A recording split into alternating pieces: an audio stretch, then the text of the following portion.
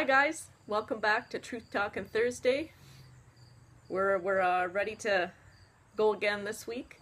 So I got to pick the topic this week, and we're gonna see how that goes. Anyway, what really happened was, I saw this quote. I love quotes. I love any kind of quotes. I love like encouraging quotes, uplifting quotes. You know, that's why I do Word Crush Wednesday with my blog on my website and stuff like that. I love sayings and stuff like that. Anyway, and what I can do is I'll see if I can include this the picture that went along with this quote and attach it to this video, so you can see what it is too. But anyway, what it said was, if being hurt by the church causes you to lose faith in God, then your faith was in people and not God. So, Jim. Yes, Jane? You and I have talked at length about religion and spirituality and morality and all kinds of things like that. And you know how I was raised. For those of you that don't, I was raised Mennonite, so anybody that's familiar with Mennonites or Old Order Amish, things like that. So I wore the long plain dress and the white cap on my head, just to give you an idea of what my background, what I'm coming from. So one of my biggest questions has always been, now that I am not a part of that church anymore, and I think I've even mentioned this to you, do I believe in God and the Bible and all those things? I think we've talked about that. Mm-hmm. So seeing this quote, really, you can imagine what it did to my mind. It's a mess. So, well, I don't know if, that's the only reason it's a mess, but anyway. So I guess what I'm wondering is, what does this make you think? Well, when I read the quote? Yes. Boy. It's a fascinating topic, that's for sure. And it's a really relevant topic when I think about what's going on. I take a look around and all that kind of thing. Being hurt by the church causes you to lose faith in God. I guess the first question that comes to mind for me is, are they both the same? Are they one and the same thing? Is what? The church and God? Yeah. Is it the same thing? I mean, God is... Do you want me to answer that? Yeah, for sure. Yeah. I mean, it's a question that I've had for a long, long time, too. Do we... I mean, if churches close down, and they are closing down in mega numbers these days, because people... Does that mean that when you close down a church, you also close down your contact or your interaction or your faith? Does your faith disappear? Does your belief in God disappear when the church disappears? The church is just a physical thing. It's just, it's bricks and mortar and all that kind of thing, and we treat it like it's some kind of a really special place, and it is in a way, because it's people come together in a single place, and the idea that God joins us there and all that kind of thing. But if you don't have that bricks and mortar, does that mean that you don't have God? No. No, I don't think so either. I think that God's going to be in my life, certainly, whether I go to church or not. If I go to church one day a week, does that mean that I'm only in conscious contact with God one day a week? And what happens the other 6? Yeah. Yep. So for me, it's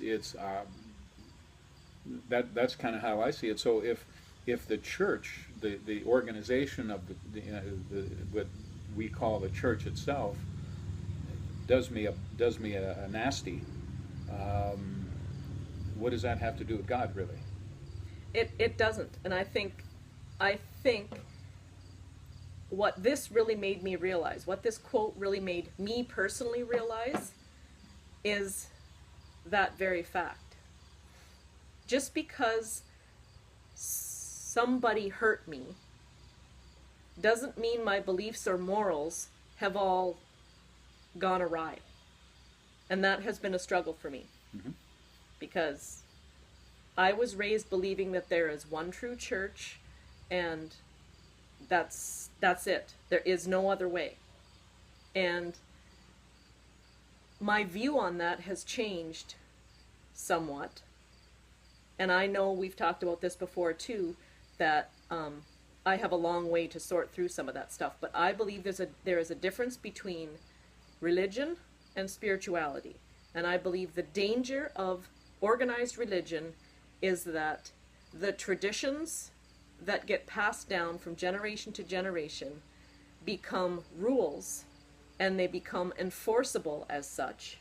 And that makes hypocrites out of most of us. Is that fair to say? Oh, sure.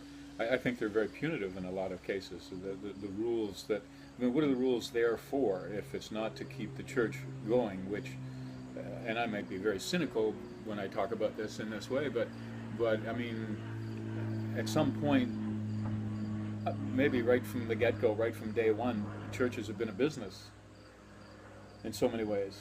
I mean, why are churches closing? Because they've run out of money, or they don't have the same pool of finances to draw from anymore. In order for everybody who's been on the dole, sort of thing, they can't draw their salaries anymore. You know what I mean? Yeah. So is the church itself, is it based on a kind of a financial, monetary sort of deal, or is it based on a belief system that that people have adopted over the years and centuries, and chose to live by those quote unquote rules, you know, the Ten Commandments? I mean, if everybody lived their lives by the Ten Commandments, we would probably be a better off group of folks. Yeah, I think so. But they don't, because different churches have different rules, and now you've got a church that's running around the world killing people now in its name, and all that kind of thing. And I can't see how that, I mean, that certainly isn't what I think of as a church. Your point about spirituality and church religions is well taken. I don't see that they can be one and the same, but I don't think they are one and the same. No, I don't think they are either. And I think that you can, you mentioned earlier about, you know, if the church is gone, then I have no connection with God. And I know that was one thing that I struggled with when I was first excommunicated from the church that I belonged to, was what do I believe? Because, you know, I thought God is no longer in my life, and there's, I'm floating, I'm a lost soul, and I'm sure there would be those that believe that is where I am. I'm a lost soul, and if I don't repent of my sins, meaning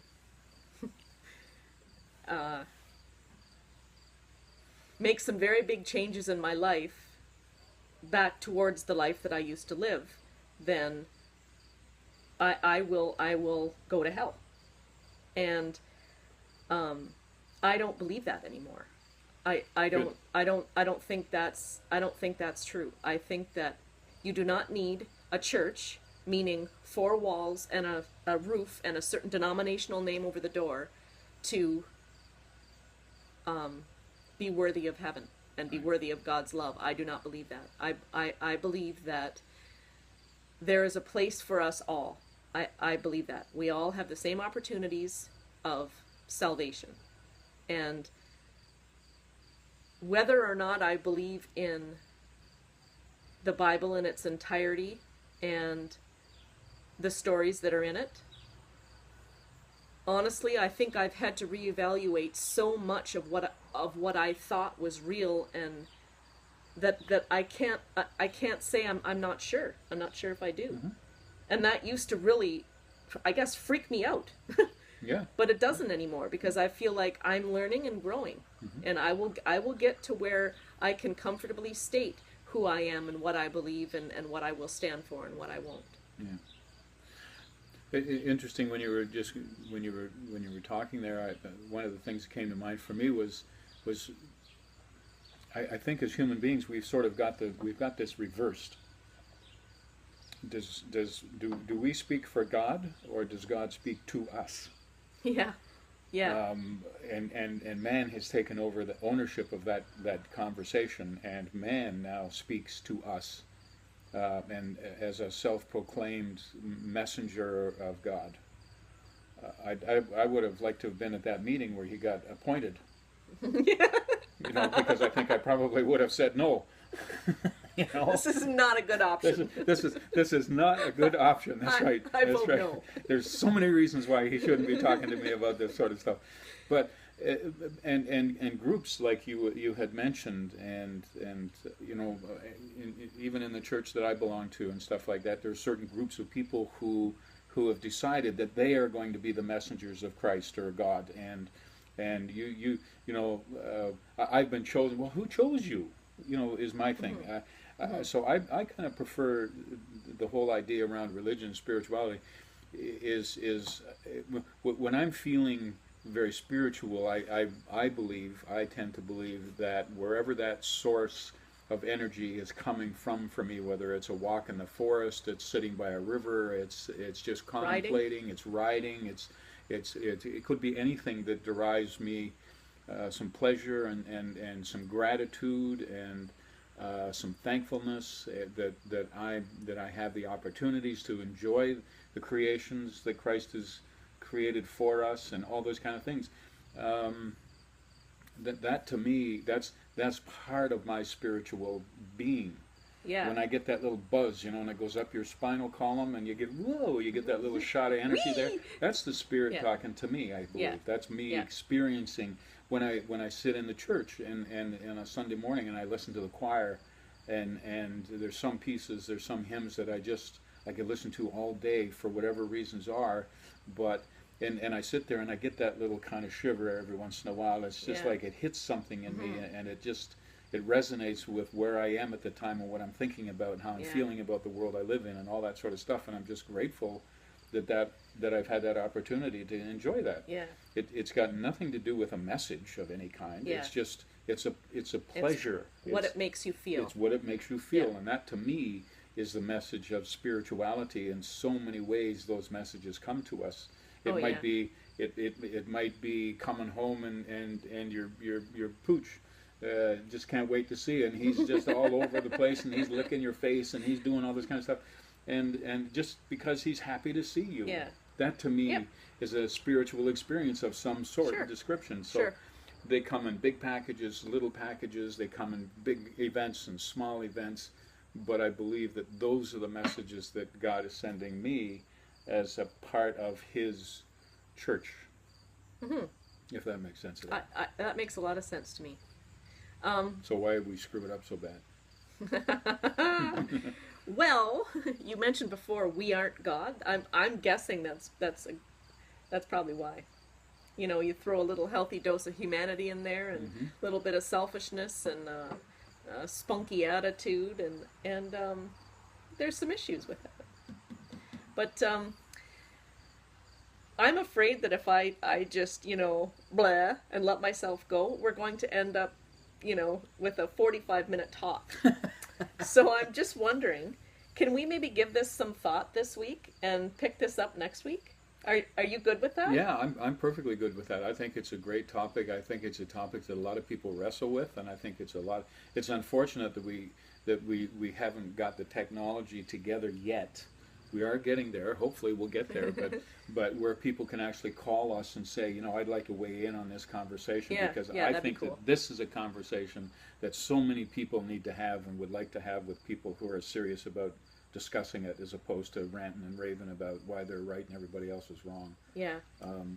Sure, I'm cool with that. That sounds great to me, and about a week to think about it is a plan. Yeah, I'd like to think that I'm not alone in my Oh, struggles. you're not. Well, you're not, and certainly not in this topic. I mean, this is a topic that people wrestle with constantly. I mean, and that's obvious because of all the churches that are closing down. People are just losing their faith in the church per se, but not necessarily their belief in a God and a faith.